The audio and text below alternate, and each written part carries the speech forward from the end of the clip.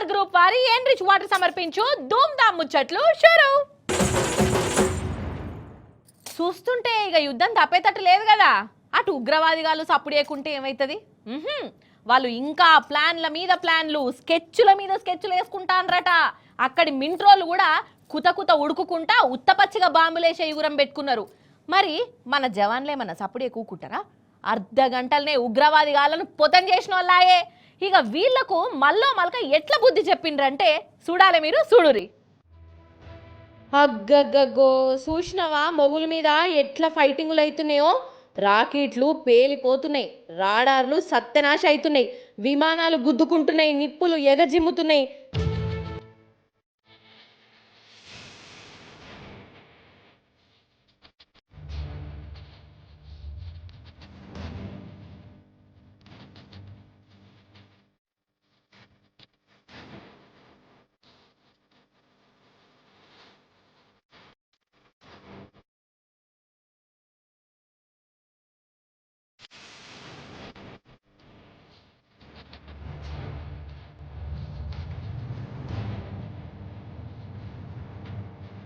చింత చచ్చినా పులుపు చావలేదంటారు చూడు. ఆ పాకిస్తాన్ మింట్రోళ్ళ కథ గట్లనే ఉన్నది కాదోల్లా. వాళ్ళు తాపకోసారి మన దేశాన్ని మెసిలిస్తూనే ఉన్నారు. చేతులు ములములమన్నాయో లేకుంటే కడుపుల మంట బాగా పెట్టుకున్నారో కానీ మన మింట్రోళ్ళ మీద దాడి చేద్దామని చూసిర్రు. రాకెట్ బాంబులను పంపే పని పెట్టుకున్నారు. కానీ మనోళ్ళు మొగుల మీదనే వాళ్ళ బలాన్ని తుక్కు తుక్కు చేసి పడేసిర్రు.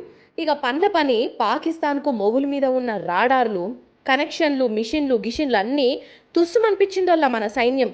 దెబ్బ మీద దెబ్బ, దెబ్బ మీద దెబ్బ కొట్టనే కొట్టిరు మన జవాన్లు.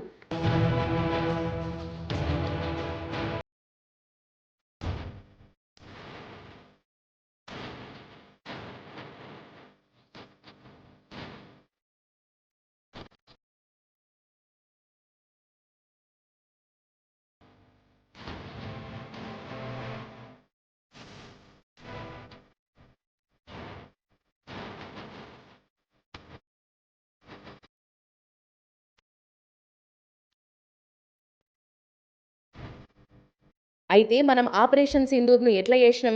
అంతమంది జనాలున్నా ఒక్కరికి కూడా ఏం కాకుండా ఖాళీ ఉగ్రవాదుల అంతు చూసినాం. మామూలు జనం తెరువు పోలే, పాకిస్తాన్ జవాన్లను కూడా ఏమనలే. మన కోపం ఉగ్రవాదుల మీద కాబట్టి వాళ్ళనే అరుచుకున్నాం. కానీ పాకిస్తాన్ సైన్యం చూడు మామూలు జనాల మీద ఇరుసుకబడ్డది. వాళ్ళు చేయబట్టి 16 మంది మనోళ్ళు చచ్చిపోయారు. ఇక వాళ్ళు అట్లనే రెచ్చిపోతుంటే మన జవాన్లు కూడా మరలబడ్డారు. మన బలం కూడా చూయించాలి కదా. డ్రోన్లతోని దాడి చేసిర్రు. రావిల్పిండి మైదానంలో క్రికెట్ మ్యాచ్ జరిగేట్టుండే. ఇక ఆ మైదాన్ని కూడా తాకిందంట డ్రోన్ను. క్రికెట్ వాళ్ళను ఆడికెళ్ళి పంపేసిర్రు. అసలు ఈ 2 రోజుల సంధి మనం ఏమేం చేసినాం, పాకిస్తాన్ ఎట్లా రెచ్చగొట్టుడు పెట్టింది, దాని లలిత కళలు ఎట్లుండే, మనం ఎట్లా తిప్పికొట్టినాం, విదేశాంగ శాఖ పెద్దసారు మల్లో మల్క ఇలేకర్ల ముంగిట్కొచ్చి చెప్పిండు. जो भारतीय रिस्पॉन्स है वो नॉन एस्केलेटरी है, प्रिसाइज है, सटीक है, मेजर्ड है और कंसिडर्ड है. Our intention has not been to escalate matters. We are only responding to the original escalation, as I said, and our response has been targeted, precise, controlled and measured. Only no military targets have been selected. Only terrorist infrastructure in Pakistan has been hit. అయితే పాకిస్తాన్ అంతా అబద్ధాల కోరట. అన్ని అబద్ధాలు ఆడి మనల్ని బద్నాం చేసే పని పెట్టుకున్నదట. కానీ దాని మాట ఇప్పుడు ఎవ్వరు నమ్ముతలేడు. ఇక ఇంకో దిక్కు పాకిస్తాన్ జవాన్లు ఉగ్రవాదులు తాపకోసారి గిచ్చినట్టు ఎత్తాండ్రు కదా. కానీ అక్కడ జనం మాత్రం భయంతోనే బిక్కు బిక్కుమంటున్నది. ఇక అక్కడి సర్కారోళ్ళు లీడర్లు అయితే కండ్ల పొంట నీళ్లు పెట్టుకుంటాండ్రు. ఆగో ఒక ఎంపీ సార్ చూడుర్రోల్లా, యుద్ధం వస్తుంది మనల్ని చంపేస్తారు అని అనుకుంటా ఏడ్చుడు ఒకటే తక్కువ. ఇక మన దేశం అయితే పాకిస్తాన్కు ఈసారి జర గట్టిగానే డాగు పెట్టింది. మేము ఓపికతోని ఉంటున్నాం కదా అని రెచ్చిపోకుండ్రి, మా ఓపిక పోయినా అంటే ఎట్లుంటుందో షాంపిల్గా చూసిరు కదా, ఇంకా అనవసరంగా గాయ వేసుకోకుర్రి, మీకే లాసు అని వార్నింగ్ కూడా ఇచ్చింది.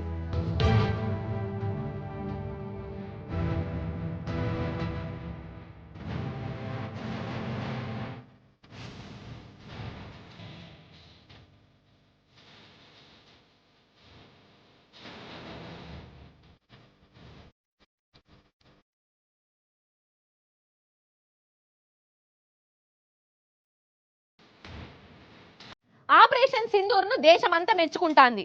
జవాన్లకు ప్రతి ఒక్కళ్ళు వేల వేల శనార్థులు చెప్తాండ్రు. రాజకీయం లీడర్లు కూడా రాజకీయాలు పక్కకు పెట్టి సెంటర్ ప్రభుత్వానికి హిమ్మతిచ్చిర్రు. అన్నట్టు మన రక్షణ మంత్రి రాజ్నాథ్ సారు అన్ని రాజకీయం పార్టీలను పిలిచి మీటింగ్ పెట్టిండు. అందరికీ చెప్పాలి కదా ఎట్లెట్ల ముంగిటికి పోయినాము, ఉగ్రవాదులు ఎంతమంది చచ్చిర్రు, ఏంది కథ, ఇంకా రాను రాను చేయవలసింది ఏంది, సెంటర్ మనసులో ఏమున్నది, ఇగో ఇవన్నీ వాళ్ళతోని చర్చ పెట్టిండు. పాన్ రాసుకుందాం నడువురి. అయితే బేస్తారం నాడు మన సెంటర్ సర్కారోళ్ళు అఖిలపక్షం మీటింగు పెట్టిరు. అంటే అన్ని రాజకీయ పార్టీల పెద్ద లీడర్లను పిలిపించుకొని వాళ్ళతోని మాట ముచ్చట పెట్టుడు అన్నట్టు. అయితే మన రక్షణ మంత్రి రాజ్నాథ్ సింగ్ సారు ఇంతజాం చేసిన ఈ మీటింగుకు షెయి పార్టీ తరపున రాహుల్ గాంధీ, ఖర్గే సారు, ఎంఐఎం అసద్ బాయి, డిఎంకే ఎస్పీ, శివసేన, షీపుర్కట్ట పార్టీ, ఎర్రజెండా పార్టీల నుంచి లీడర్లు వచ్చిరు. ఇక వచ్చిన వాళ్ళకు ఇది సంగతి గిట్ల చేసినాము, ఇక ఇట్లా చేద్దాం అనుకుంటున్నాము, మీకేమన్నా ఉపాయాలు ఉంటే చెప్పుండ్రి. మా ఉపాయాలు ఇగో ఇవి, ఎట్లా ముంగటికి పోదాము, ఏంది కథ, ఇగో ఇవన్నీ చెప్పిండట రాజ్నాథ్ సారు. ఇక ఆపరేషన్ సింధూర్తోని మంచి పనే ముంగట పెట్టుకున్నారు. మేమందరము మద్దతుగా నిలబడతాం, అన్ని పార్టీలోళ్ళు ఒక్క మాట మీద నిలబడి చెప్పిరు.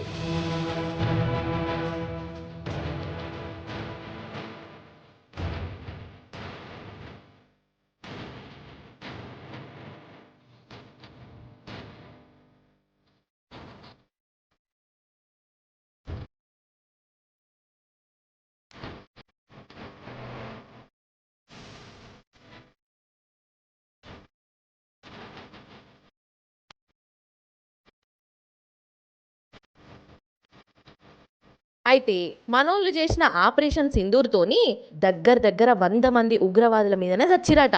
ఇక ఇది ఇంతటితో నడవలేదు, ఇంకా నడుస్తూనే ఉంటుందట. ఇక మీటింగ్ ఒడిచినాక లీడర్లు బయటకు వచ్చి సెంటర్ సర్కారు ఏ పని ముంగట పెట్టుకున్నా మేము సపోర్ట్ చేస్తామని చెప్పిర్రు. మొత్తానికి ఆపరేషన్ సింధూర్ విషయంలో ఎన్ని కీసులాటలు తాకులాటలు ఉన్నా అటు రాజకీయం లీడర్లు ఇటు జనాలు ఒక్కటై జవాన్లకు మద్దతుగా నిలబడ్డారు. అయితే రైలు బండ్లలో ప్రయాణం చేసేటప్పుడు ఇట్లా షిర్ని నమ్మేటోళ్ళు వస్తుంటారు కదా వాళ్ళ, పల్లి బఠానే, బిస్కెట్లే, నిమ్మ బిల్లలే, పల్లికాయలే, బిస్కెట్లే, వాటర్ బాటిల్లే, చిప్స్ ఇట్లా అమ్ముతుంటారు కదా వాళ్ళ. ఇక రైళ్ళు ప్రయాణం చేసేటప్పుడు మస్తు దూపైతుంది వాళ్ళ, ఎందుకో ఏమో కానీ. ఇక ఆ వాటర్ బాటిల్ కోసం ఒకదానిలో ఆడినా, ఇక ఎట్లనో ఒకట్లా ఒక 5 రూపాయలు ఎక్కువనే ఇచ్చి కొనుక్కున్నా. ముందు దూపాగుడు ముఖ్యం కదా, కానీ ఇట్లా ఎక్కువ రేటుకు అమ్ముడు తప్పొల్లా. దాని మీద రేట్ ఎంతున్నదో అంతే అమ్మాలి. కానీ కొందరు అట్లా అమ్మరు, ఎక్కువకే అమ్ముతారు. మనం నిలదీయం, 5 రూపాయలే కదా, 5 రూపాయల కోసం చూసుకుంటే దూపెట్లా రాలే, పోతే పోని పటు, ఇక మళ్ళీ అమ్మేటోళ్ళు అత్తరో రారో అని అనుకుంటే సప్పుడే కూకుంటారు కదా.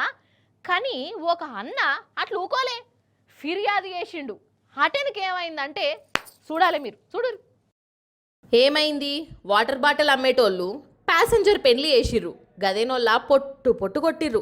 ఎక్కువ రేటుకు అమ్ముతున్నామని మా మీదనే ఫిర్యాదు కడతావా బిడ్డ, దా దిగు అని అనుకుంటా మీద కూర్చున్నోని కిందికి దించి బట్టలు కూడా తీసి మరీ కొట్టినరోళ్ళాగో. भाई मैंने कंप्लेन करी थी ना यार, मैंने सिर्फ कंप्लेन करी थी भाई। यार ये क्या ड्रामा कर रहे हैं सारे यार। भाई मैंने कंप्लेन करी थी ना पानी की सिर्फ।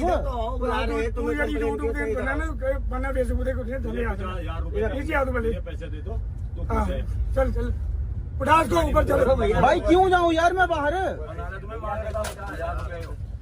भाई क्यों जाऊँ यार बाहर, ये क्या कर रहे हो भाई। भाई तुम मार क्यों रहे हो यार मुझे। भाई मैंने किया क्या मुझे बताओ ना, मैंने सिर्फ कंप्लेन करी ना आपकी यार, मैंने सिर्फ आपकी कंप्लेन करी ना, मैंने सिर्फ आपकी कंप्लेन। ये क्या कर रहा है भाई तू, भाई मैंने सिर्फ कंप्लेन करी ना यार, आपकी क्या कर रहे हो यार आप ये। भाई कहाँ डाल, देखो खून वून लग गया यहाँ, क्या हालत बना दी, कपड़े फाड़ दिए। రామచంద్ర ఏంది అన్యాయము, ఇంత ఘోరం ఉండొచ్చునా అసలు. అయినా బండిలా గంత మంది ఉన్నారు, ఒక్కలంటే ఒక్కలు కూడా ఆపలే ఇదేంది అని. అమ్మేటోళ్ళందరూ మంచిగా ఒక్కటయ్యిర్రు, కొట్టనే కొట్టిర్రు. అంటే వాళ్ళ ఇష్టం అన్నట్టేనా, ఏంది బాబు అసలు. రైల్వే పోలీసు వాళ్ళు ఎటు పోయిర్రు, చుట్టుముట్టున్న ప్యాసింజర్లు ఏం చేస్తాన్లు కథగని. ఇక ఈ ఫైటింగ్ సీన్ను వీడియో తీసి సోషల్ మీడియాలో పెడితే రైల్వే సార్లు అప్పుడు తెలివికొచ్చిర్రు. ఇక ఇట్లా వాటర్ బాటిల్ అమ్మే కాంట్రాక్టర్కు 5 లక్షల జుర్మానా వేసిరట, పండ్ల కూడా తీసేసిరట. కానీ చూడు దొంగల భయమే అనుకుంటే ఆఖరికి అమ్ముకునేటోళ్ళు కూడా ఇగో ఇట్లా మంది మీద పడే అగర్ సేవీలు ప్యాసింజర్లను దోసుకున్నా ఎవరు అడిగేటోడు ఉండడు కావచ్చు. ఓ దిక్కేమో సూపర్ ఫాస్ట్ రైళ్లు, జెట్ స్పీడ్ రైళ్లు, వందే భారత్ రైళ్లు అనుకుంటా తీరొక్క బండ్లను పట్టుకొస్తున్నామని అంటున్నారు. వాటికంటే ముందు ప్యాసింజర్ల గురించి ఆలోచించుర్లి సార్లు అని అంటున్నారు. చిన్నప్పుడు మనం పైసలు దాచుకోవాలంటే గల్ల గురిగిలో దాచుకునేటోళ్ళం కదా, అదేనోళ్ళ చింతపలుకు పండలెక్కు ఉంటుంది చూడురి. నేనైతే మా అన్న దాచిపెట్టుకున్న గల్ల గురిగిలా షీపురు పుల్ల పెట్టి బిల్లలు కూడా బయటికి తీసేదాన్ని. అదో తృప్తి నాకు. అయితే ఇప్పటికి కూడా ఊర్లలా కొందరు పెద్ద మనుషులు పైసలను డబ్బాలలో పెట్టి దాచిపెట్టుకుంటారు ఏండ్లకేండ్లు. గట్లనే ఒక కుటుంబం వల్ల రెక్కలు ముక్కలు చేసుకొని పైసలను ఒక డబ్బాలో దాచిపెట్టుకున్నారు. దొంగలకు దొరకొద్దని భూమి లోపల పాతి పెట్టిరట. కానీ గాశారంకున్న వాడెత్తు ఆ పైసలను షెదలు తిన్నాయి. ఎంత బాధ అనిపిస్తుంది చెప్పుండ్రోళ్ళ. మరి ఆ టెన్కి ఏమైందో చూడాలి, మీరు చూడురి.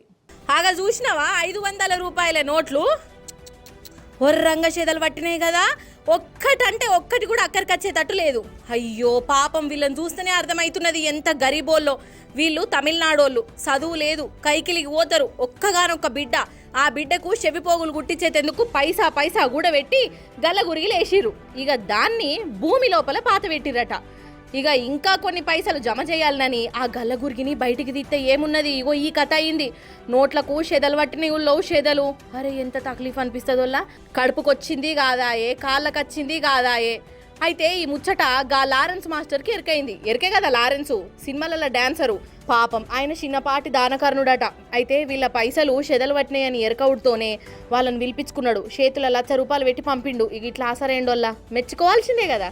கிராமத்தில் கூலி வேலை பண்ணுற ஃபேமிலி கொஞ்சம் கொஞ்சமாக சேர்த்து மண்ணில் தோண்டி ஒரு டப்பாக்குள்ளே போட்டு அவங்க பணத்தை வச்சுருக்காங்க 1,00,000 ரூபா. அவங்க பொண்ணுக்கு ஏதோ ஃபங்க்ஷனுக்காக போய் அந்த பாக்ஸை ஓப்பன் பண்ணி பார்த்துருக்காங்க. கரையானை அரைச்சிட்டு இருக்கு மொத்த பணத்தையும். சரி அவங்கள வர வச்சு அதே மாதிரி பாக்ஸில் இந்த 1,00,000 ரூபா போட்டு அவங்கள சந்தோஷப்படுத்தலான்னு நான் ஆசைப்பட்டேன். ஸோ அதெல்லாம் வர சொல்லியிருக்கேன்.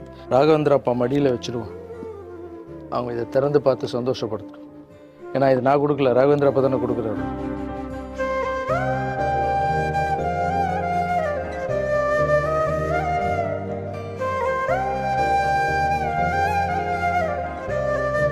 பாருங்க ஒரு பாக்ஸ் இருக்கு, திறந்து பாருங்க.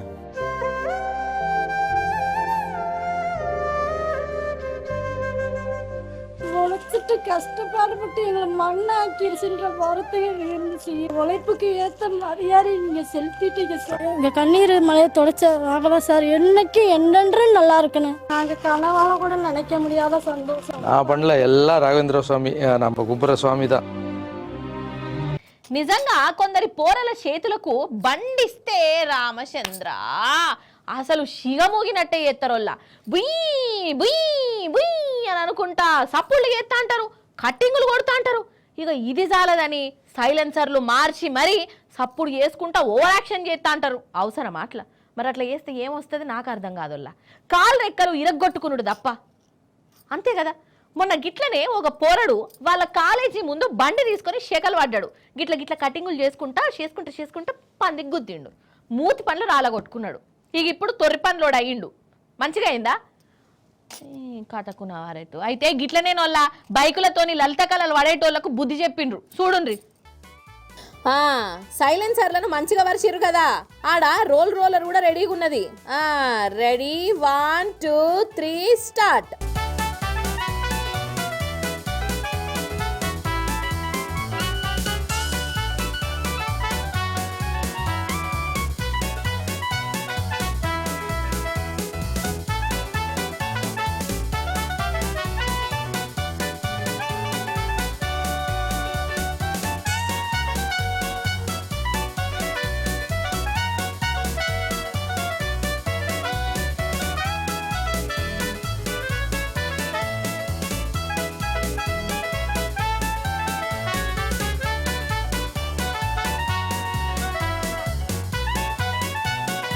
అబ్బా తుక్కు చేసిర్రు కదా. అగో అన్ని అప్పప్ప అయిపోయినాయి. ఇవన్నీ జగిత్యాల పోరగాన్లు బండ్లకు పెట్టుకున్న సైలెన్సర్లు. బండితోని సైలెన్సర్లు ఎత్తాయి కదా, కానీ వాళ్ళకు అవి వద్దట, సప్పుడు మంచిగా వస్తలేదట. అందుకే సపరేట్గా పైసలు ఖర్చు చేసుకొని మరీ సైలెన్సర్లు పెట్టుకొని జనం ముంగట షెకలు పడతాండ్రు. అవసరమా? అంటే షిడాయించుడు అన్నట్టే కదా, డిస్టర్బెన్స్ అన్నట్టే కదా. అదీగాక మనకు ఉన్న కాలుష్యాలు జాల్తలేవని ఈ దిక్కుమాలిన కాలుష్యం ఒకటి కొత్తగా తెచ్చి పెడుతున్నారన్నట్టే కదా. అందుకే జగిత్యాల పోలీసులు రంగంలోకి దిగిర్రు. ఆ సప్పుడు బాగా చేసే సైలెన్సర్లను ఊడవీకి వాటిని రోడ్లతో దొక్కిచ్చిర్రు. మరి వీటిని ఏం చేస్తారో, పాతింప సామాన్లోనికి ఇస్తే బఠానీలు అత్తే కావచ్చు. ఆ బఠానీలను బైకులకు పెట్టుకున్న బోరలకు ఇచ్చి బుక్కుమని ఇస్తరై ఉండాలి. అంతే మరి. కాదల్లా ఈ ట్రాఫిక్ రూల్స్ ఉన్నాయి ఎందుకు?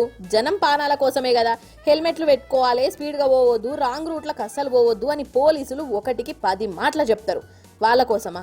కానీ అది ఏందో, ఎంత చెప్పినా ఇలాంటి కథలు పడతారు. ఆఖరికత్తే టక్కర్లు వేసుకొని అమ్మ నాయనలకు గోస పెడతారు.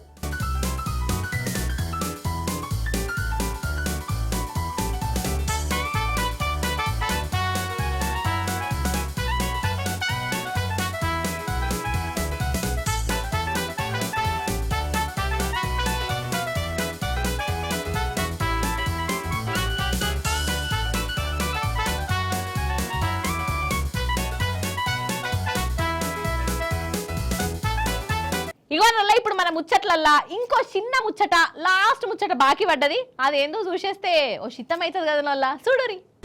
ఇగో ఇదే గా ముచ్చట. ఇది కూడా సింధూర్ ముచ్చట. అంటే యుద్ధం ముచ్చట కాదు, శాంతి ముచ్చట.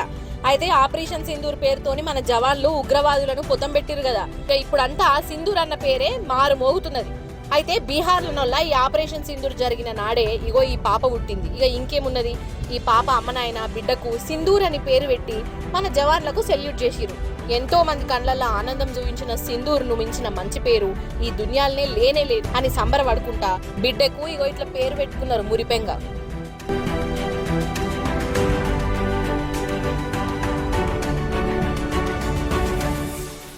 ఎన్ఎస్ఆర్ గ్రూప్ వారి ఎన్రిచ్ వారిని సమర్పించు ధూమ్ ధామ్ ముచ్చట్లు. ఇవన్నట్టలా యాలిటీ ముచ్చట్లు. మళ్ళా రేపు వచ్చేటప్పుడు ఇంకిన్ని ముచ్చట్లతోని కలుస్తా. అప్పటిదాకా మీరైతే చూస్తూనే ఉండండి టీ న్యూస్. నేను ఉంటా మరి. నమస్తే, టాటా.